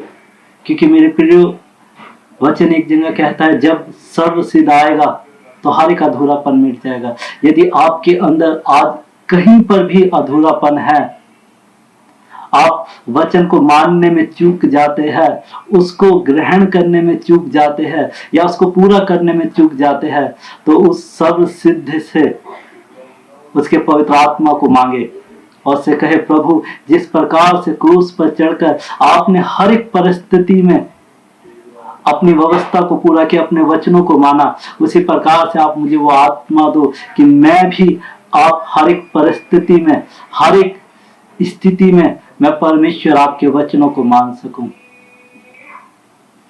प्रभु ने जिस कार्य को पूरा किया, वह आज आपसे भी यही उम्मीद रखता है कि आप भी उसके हर एक कार्य को पूरा करो, आपके उस हर एक वचनों को पूरा करो जो परमेश्वर ने आपके लिए ठहराया है। तभी आप उसके सच्चे बेटा और बेटी कहलाएंगे। परमेश्वर अपने इस वचन पर आशीष दे। मैं चाहता हूं कि जिस प्रकार से प्रभु ने अपने कार्यों को पूरा किया, व्यवस्था को पूरा किया, ऐसे ही आप भी उसके बेटा और बेटी है। आप भी उसके वचनों को पूरा करें ताकि आपके ऊपर भी कोई दोष ना लगा सके कि तू इस वचन को पूरा करने में चूक गया। आप सभी लोगों को जय मसीह की। प्रभु अपने वचन पर आशीष दे। आप सबको जय मसीह की। इस समय हम अपने क्रूस पर कहे गए प्रभु यीशु मसीह के द्वारा जो 7 शब्द प्रभु यीशु मसीह ने कहे, उसमें से बिल्कुल हम अंतिम वचन की ओर जा रहे हैं। जो प्रभु यीशु मसीह ने क्रूस पर 7वां और अंतिम शब्द कहा, वो इस प्रकार से है। आइए हम प्रभु के वचन में देखें। हम निकालेंगे लूका की किताब और इसका 23 अध्याय 40 पद में इस तरह से लिखा है, और यीशु ने बड़े शब्द से पुकार कर कहा, हे पिता, मैं अपनी आत्मा तेरे हाथों में सौंपता हूं। और यह कहकर प्राण छोड़ दिए। हम इस आखिरी और अंतिम शब्द को देखते हैं जहां पर प्रभु यीशु मसीह ने कहा कि पिता, मैं अपनी आत्मा तेरे हाथों में सौंपता हूं। और यह कहकर अपने प्राणों को प्रभु यीशु मसीह ने त्याग दिया। एक बहुत ही मूल बात है जो प्रभु यीशु मसीह ने अंतिम में बात कही। जब हम देखते हैं प्रभु यीशु मसीह को क्रूस पर डाकुओं के साथ लटकाया गया, चारों तरफ प्रभु यीशु मसीह के साथ डाकू हैं, दोनों तरफ डाकू लटकाए गए हैं। फरीसी लोग हैं जो प्रभु यीशु मसीह का मखौल बना रहे हैं और झूठे आरोप लगा रहे हैं। अभी भी वो बाज नहीं आए हैं जो क्रूस पर प्रभु यीशु मसीह का अपमान कर रहे हैं।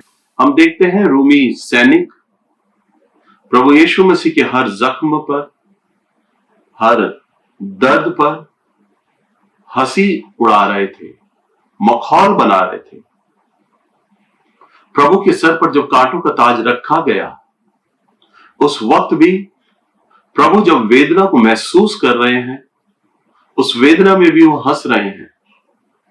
प्रभु यीशु मसीह को जब कोड़े मारे गए, उन कोड़ों से कांपता हुआ शरीर और बहता हुआ पंजर से लहू बहता हुआ, उसमें भी उन्हें मखौल सूझ रहा है, मखौल दिखाई दे रहा है और प्रभु यीशु मसीह का मखौल बनाया जा रहा है।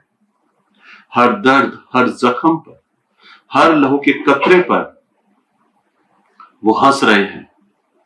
उस समय प्रभु यीशु मसीह का साथ देने वाला कोई भी नहीं है, उसके साथ कोई भी वहां नहीं खड़ा जो प्रभु यीशु मसीह को तसल्ली दे सके और उसकी तरफ देखकर रो सके, आंसुओं को में डूब सके। कोई नहीं है। चारों तरफ प्रभु यीशु मसीह ऐसे लोगों से घिरे हुए हैं जो प्रभु का केवल मजाक बना रहे हैं, दोषारोपण कर रहे हैं, उसे घाव दे रहे हैं और उस पर थूका जा रहा है। और जब सारा वेदना और अपमान सहने के बाद प्रभु यीशु मसीह ने सातों शब्द जब प्रभु यीशु मसीह ने क्रूस पर बोले, जब 6 शब्द प्रभु यीशु मसीह अपने बोल चुके हैं और बोलने के द्वारा वहां पर प्रभु यीशु मसीह अपने अंतिम शब्द की ओर जा रहे हैं और कह रहे हैं कि हे पिता, मैं अपनी आत्मा तेरे हाथों में सौंपता हूं। उस समय प्रभु यीशु मसीह ने कहा, ये जतलाया उन लोगों के सामने कि तुम्हारे इतने अपमान के बाद भी, तुम्हारी इतनी वेदना के बाद भी मैं अपने प्रभु से अलग नहीं हो पाया हूं। मैं अपने प्राण को, अपनी आत्मा को मैं अपने प्रभु को देने जा रहा हूं। प्रभु यीशु मसीह के ऊपर दोषारोपण किया गया था। ये शैतान के सरदार बालजबूल की सहायता से दुष्ट आत्माओं को निकालता है। ये शैतान के द्वारा आश्चर्य कर्म करता है। उस पर झूठा आरोप लगाया गया था कि ये एक झूठा नबी है, एक झूठा भविष्यवक्ता है। उस पर आरोप लगाया गया था, ये पृथ्वी का राजा बनना चाहता है। इन तमामों आरोपों का मेरे प्रभु यीशु मसीह ने खंडन किया और सिर्फ उसने यह दिखाया, इस पृथ्वी पर आने का जो मेरा उद्देश्य था, मकसद था, वो केवल था अपने परमेश्वर की इच्छा को पूरा करना। मैं आऊं इस मानव जाति के लिए और क्रूस पर पाप बलि बनकर उद्धार का द्वार पूरी मानव जाति के लिए खोल दूं। इस उद्देश्य को पूरा करने के लिए और दिखाने के लिए प्रभु यीशु मसीह इस क्रूस पर अपने 7 अंतिम शब्द में ये बात बोल रहे हैं। और उस गवाही के द्वारा, जिस गवाही को लोग सुन रहे हैं और वो ये कह रहे होंगे, अब ये प्राण निकलने पर है, अब अवश्य ही जिसके द्वारा ये अब तक झूठे आश्चर्य कर्म करता था, ये दूसरों को चंगाई देता था, ये दुष्ट आत्माओं को निकालता था, अब जरूर उस शैतान की आत्मा भी यहां होगी, बालजबूल की वही आत्मा अब आएगी और उसकी आत्मा को लेकर जाएगी। प्रभु यीशु मसीह जानते थे कई लोग ये विचार कर रहे होंगे, भीड़ ये सोच रही होगी, रोमी सैनिक सोच रहे होंगे, फरीसी भी ये सोच रहे होंगे, परंतु प्रभु यीशु मसीह ने उनकी बातों को खंडन करते हुए बोला, हे पिता, मैं अपनी आत्मा तेरे हाथों में सौंपता हूं। तब हमारे प्रभु यीशु मसीह ने अपनी आत्मा को उस शैतान, उस बाल जबूल सरदार के हाथ में नहीं दी थी, परंतु अपनी आत्मा को, अपने प्राणों को केवल हमारे पिता परमेश्वर के हाथों में दिया। उसने ऐसा कहकर ये सिद्ध किया कि मैं इस पृथ्वी पर जो आया, अपने पिता परमेश्वर की इच्छा को ही पूरा करने आया था, और मेरा जो कुछ भी है, मेरा शरीर, मेरी आत्मा, मेरा प्राण और खून का एक एक कतरा, मेरा जो कुछ भी है वो मेरे पिता परमेश्वर का है। और ऐसा कहकर प्रभु यीशु मसीह ने उस गवाही को दिया और लोगों को यह दिखाया कि मेरी आत्मा पर अधिकार केवल मेरे पिता परमेश्वर का है। तभी प्रभु यीशु मसीह ने कहा कि मैं अपनी आत्मा पिता तेरे हाथों में सौंपता हूं। जब ऐसा बात सब लोगों ने सुना कि देखो ये तो शैतान के हाथों में सौंपता, परंतु ये तो झूठे आश्चर्य कर्म करता था, परंतु ये तो अंतिम क्षणों में भी अपने परमेश्वर को पुकार रहा है। वो परमेश्वर जिसके बारे में जब ये पृथ्वी पर हमारे साथ था, जिंदा था, तो जिनने भी आश्चर्य कर्म ये करता था और जितने भी ये वचन दिया करता था, उसी पिता परमेश्वर के आश्चर्य कर्म और गवाहियों को ये बताया करता था। ये बोला करता था कि पिता मुझ में है और पिता में मैं हूं। ये बोला करता था कि जिसने मुझे देखा उसने मेरे पिता को देखा। ये बोला करता था कि स्वर्ग से केवल मैं ही आया हूं, मैं पिता की ओर से भेजा गया हूं। सो वास्तव में ये पिता की ओर से था। ये गवाही ऐसा प्रभु यीशु मसीह ने बोला कि मैं पिता की ओर से हूं और केवल मेरे प्राणों पर, मेरी आत्मा पर जो अधिकार है वो मेरे पिता परमेश्वर का है। सो जितने भी सुनने वाले लोग थे जो ये सोच रहे थे कि अब ये बाल जबूल को बुलाएगा, वो सब निराश हो गए। जो सोच रहे थे कि झूठे आश्चर्य कर्म करता है, ये कोई भविष्यवक्ता नहीं है, जो सोच रहे थे अब तो केवल परमेश्वर से दंड देगा, वो ये सब जान गए कि वास्तव में ये इस जगत का उद्धार करता है। हम देखते हैं प्रभु यीशु मसीह ने जैसे ही अपने प्राणों को त्यागा, इस जगत की सृष्टि ने भी प्रभु के प्राणों पर अपनी गवाही दी। हम देखते हैं जो मंदिर सुलेमान ने बनाया था, उसका पर्दा भी नीचे से लेकर ऊपर तक फट गया। पुराने धर्मी लोगों की लोथी जी उठी, मुर्दे जिंदा हो गए, आकाश पूरा अंधकार में हो गया, अंधियारा हो गया। अद्भुत चिन्ह और चमत्कार हुए, असंख्य लोग चंगे हो गए, अद्भुत आश्चर्य कर्म हुए। केवल प्रभु यीशु मसीह ने जब यूं कहा कि हे पिता, मैं अपनी आत्मा तेरे हाथों में सौंपता हूं। इसी प्रकार से जब हम अपने जीवन के अंदर जो भी हम कोई कार्य करते हैं, हम अपने पिता परमेश्वर को मूल स्थान जाने कि मेरा मूल स्थान वही है, मेरा मूल परमेश्वर वही है। और ऐसा कहकर प्रभु यीशु मसीह ने अपने जब प्राणों को त्यागा तो वो अनंत निवास में पहुंचा। हम एक और बहुत ही अच्छे उदाहरण को देखते हैं। आइए हम प्रभु के वचन में देखें। मत्ती की किताब इसका 19 अध्याय और इसके 28 पद में इस प्रकार से लिखा है, यीशु ने उनसे कहा, मैं तुमसे सच सच कहता हूं कि नई सृष्टि में जब मनुष्य का पुत्र अपनी महिमा के सिंहासन पर बैठेगा तो तुम भी मेरे पीछे हो लिए हो 12 सिंहासन पर बैठकर इस्राएल के 12 गोत्रों का न्याय करोगे। यहां पर हम देखते हैं प्रभु ने कहा कि जब मैं अपनी महिमा में आऊंगा, जब मैं अपनी महिमा के सिंहासन पर बैठूंगा, तब तुम भी मेरे साथ, जो मेरे 12 चेले हैं, वो भी मेरे साथ सिंहासन पर विराजमान होंगे। यहां हम देखते हैं जब प्रभु ने अपनी आत्मा को त्यागा तब प्रभु सीधा अपने पिता परमेश्वर के साथ स्वर्ग में निवास स्थान में पहुंचे, जहां पर आज भी वो अपने महिमा के सिंहासन पर विराजमान है और अपने 12 शागिर्दों के संग हैं। सो हमारे लिए आज एक आशा है कि जब हम मरते हैं तो हमारे मरने पर हमारी आत्मा और हमारे प्राणों को लेने का केवल अधिकार हमारे पिता परमेश्वर का है, और हमारे पिता परमेश्वर के ही हाथों में हमने अपनी आत्मा और अपने प्राणों को सौंपना है। सो हमें केवल अपनी आत्मा, अपने प्राणों को पिता परमेश्वर के हाथों में सौंपना है, और जिस प्रकार से प्रभु यीशु मसीह स्वर्ग में आज विराजमान है, हम विश्वासियों के लिए आशा है कि हम भी प्रभु के साथ स्वर्ग में विराजमान होंगे, हम भी उसके निवास स्थान में उसके साथ रहेंगे। तो हम एक और उदाहरण को देखते हैं। आइए हम प्रभु के वचन की ओर चलें। हम निकालेंगे मत्ती की किताब और इसका 10 अध्याय और इसका 28वां पद।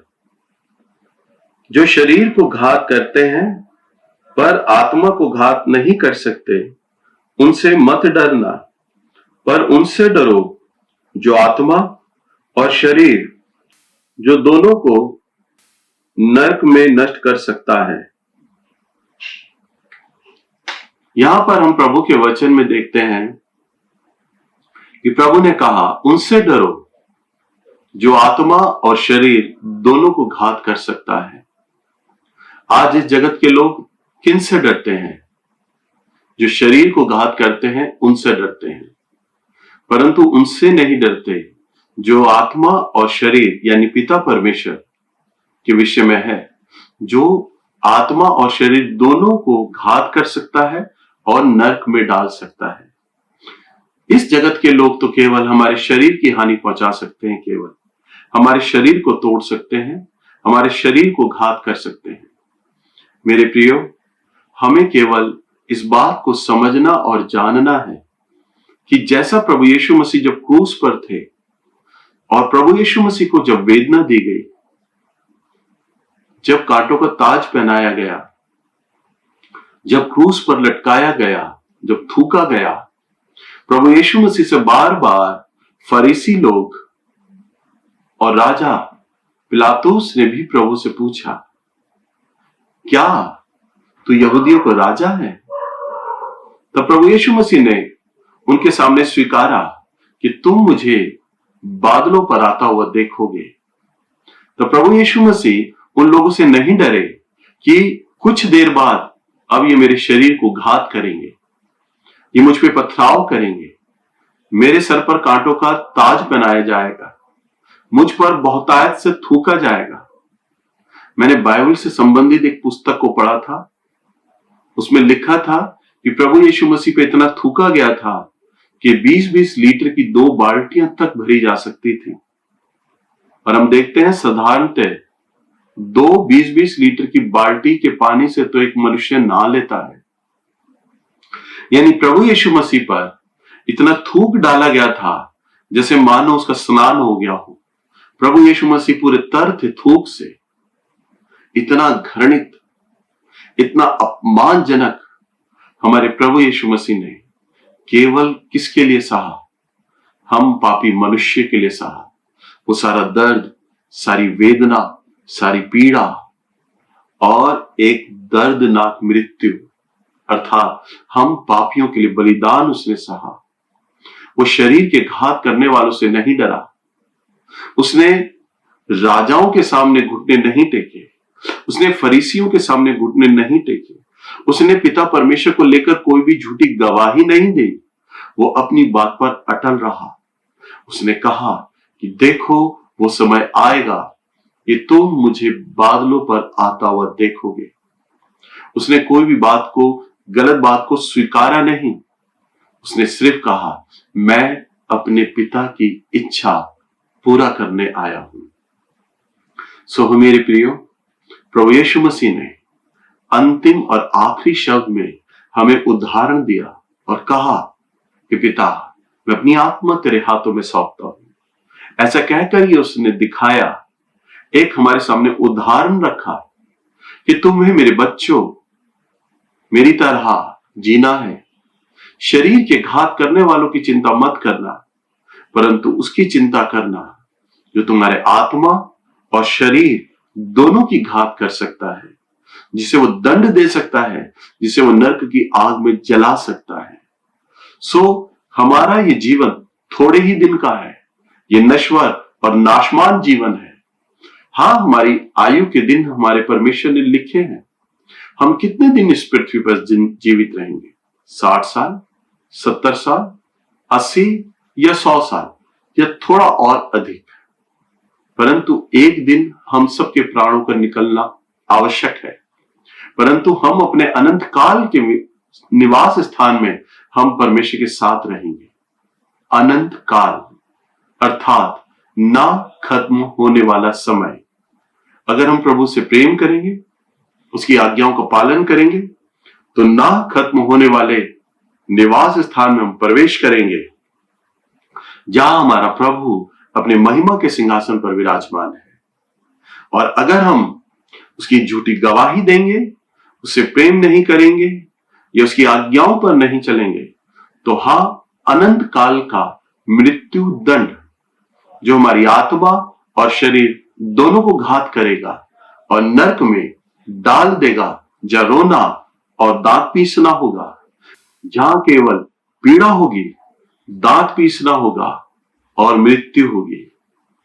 इस तरह से मेरे प्रियो, हम प्रभु के साथ और अंतिम शब्द पे चले। हमें अपने जीवन का मूल आधार, हमारा केवल आधार, हमारा मूल परमेश्वर, हमारा परमेश्वर है। मसीह यीशु के नाम में आमीन।